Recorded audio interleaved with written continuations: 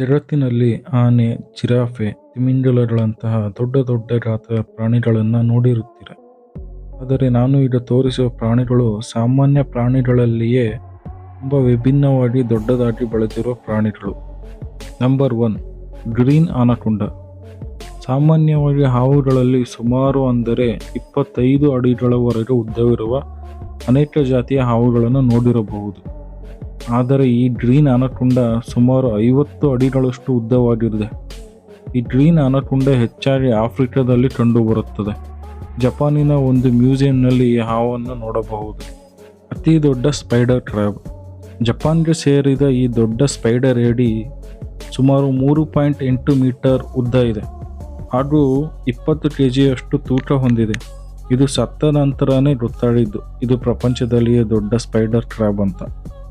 ಗ್ಯಾನಿಯಲ್ ಅಂತ ಕರೆಯಲ್ಪಡುವ ಈ ಹಸು ಪ್ರಪಂಚದಲ್ಲಿಯೇ ಅತಿ ಎತ್ತರವಾದ ಹಸು ಆಗಿದೆ. ಇದರ ಎತ್ತರ ಸುಮಾರು 6.4 ಅಡಿ. ನೀವೇ ಊಹೆ ಮಾಡ್ಕೊಳ್ಳಿ ಇದು ಎಷ್ಟು ಲೀಟರ್ ಹಾಲು ಕೊಡ್ಬೋದು ಅಂತ. ಆದರೆ ದುರದೃಷ್ಟವಶಾತ್ ಈ ಹಸುವಿಗೆ ಒಂದೇ ಒಂದು ಚಿಕ್ಕ ಗಾಯದಿಂದಾಗಿ ಇದು 2015ರಲ್ಲಿ ಸಾವನ್ನಪ್ಪಿತು. ಫ್ರೆಂಡ್ಸ್, ನಾಯಿ ಅಂದರೆ ಯಾರಿಗೆ ಇಷ್ಟ ಆಗಲ್ಲ ಹೇಳಿ.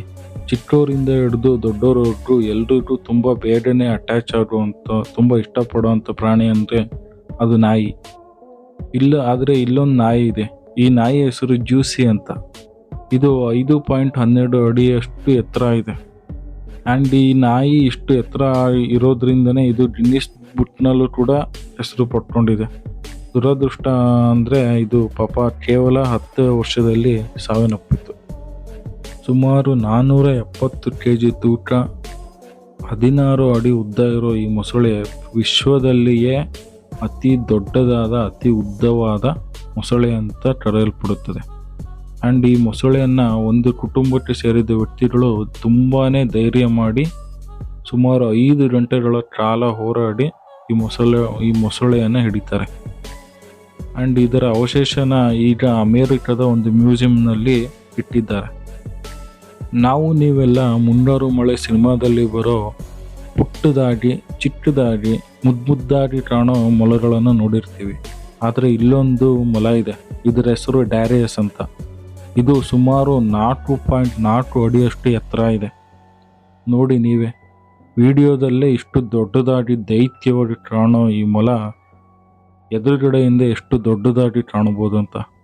ಆ್ಯಂಡ್ ಈ ಮೊಲ ಇಷ್ಟು ಎತ್ತರವಾಗಿ ಇರೋದಕ್ಕೆ, ಇಷ್ಟು ತೂಕವಾಗಿರೋದಕ್ಕೆ ಇದನ್ನು ಗಿನ್ನಿಸ್ ಬುಕ್ಕಲ್ಲೂ ಕೂಡ ಹೆಸರನ್ನು ಸೇರಿಸಿದ್ದಾರೆ. ಫ್ರೆಂಡ್ಸ್, ನೋಡಿದ್ರಲ್ಲ, ಈ ಪ್ರಾಣಿಗಳು ನೀವು ನೋಡಿರುವಂಥ ಸಾಮಾನ್ಯ ಪ್ರಾಣಿಗಳಲ್ಲಿ ತುಂಬ ದೊಡ್ಡದಾಗಿ ಬೆಳೆದಿರೋ ಪ್ರಾಣಿಗಳು. ಆದರೆ ಇದನ್ನು ಬಿಟ್ಟು ನಮ್ಮ ಪ್ರಪಂಚದಲ್ಲಿ ಅದೆಷ್ಟೋ ಪ್ರಾಣಿಗಳು ಇದಕ್ಕಿಂತ ದೊಡ್ಡದಾಗಿ ಹುಟ್ಟಿ ಸತ್ತು ಹೋಗಿರೋ ಪ್ರಾಣಿಗಳು ತುಂಬ ಇದ್ದಾವೆ. ಆ್ಯಂಡ್ ಜೀವಂತವಾಗಿಯೂ ಇರ್ಬೋದು. ಸೊ ಇದಿಷ್ಟು ಇವತ್ತಿನ ಟಾಪಿಕ್. ಸೊ ಇಷ್ಟ ಆಗಿದ್ರೆ ಸಬ್ಸ್ಕ್ರೈಬ್ ಮಾಡಿ, ಲೈಕ್ ಮಾಡಿ, ಆ್ಯಂಡ್ ಮಿಸ್ ಮಾಡದೆ ಶೇರ್ ಮಾಡಿ.